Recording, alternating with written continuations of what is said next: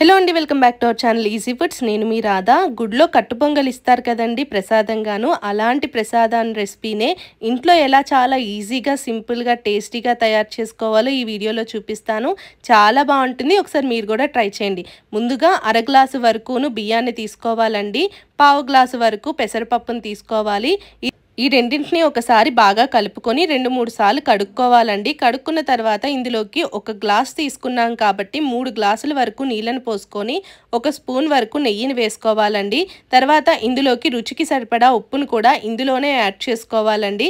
తర్వాత మూత పెట్టి స్టవ్ వెలిగించుకొని స్టవ్ మీద పెట్టి ఒక 5 విజిల్స్ వచ్చేంత వరకు కూడా ఈ మిశ్రమాన్ని ఉడికించుకోవాలి. 6 వచ్చినా పర్వాలేదు కానీ తక్కువ మాత్రం రానివ్వకండి. ఎంత బాగా ఉడికితే కట్టు పొంగల్ అంత బాగా వస్తుంది.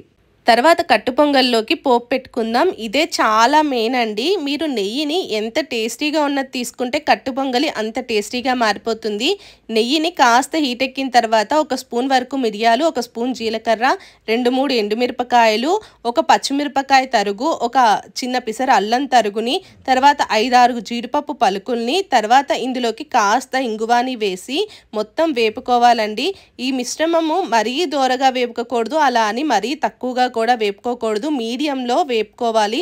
మీడియం ఫ్లేమ్ మీద పెట్టుకొని ఈ మిశ్రమం వేగిపోయిన తర్వాత దీన్ని పక్కన పెట్టుకొని మన కట్టు పొంగల్ని స్టవ్ మీదకి ట్రాన్స్ఫర్ చేసుకొని కొంచెం గట్టిగా ఉంటుంది కాబట్టి మీరు తగినన్ని నీళ్ళు, ఎంత గట్టిగా కావాలి ఎంత జారుగా కావాలనుకుంటున్నారో దానికి తగ్గట్టుగా నీళ్ళు పోసుకోవాలి. నేనైతే 1 గ్లాస్ పోసాను.